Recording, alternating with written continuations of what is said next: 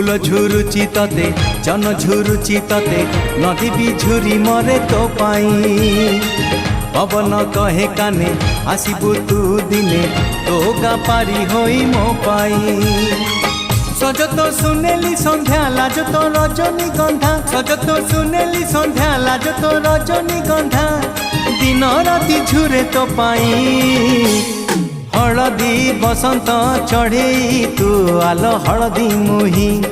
सोरिष फुलिया छिटो शाढ़ी लो तते भारी मानई।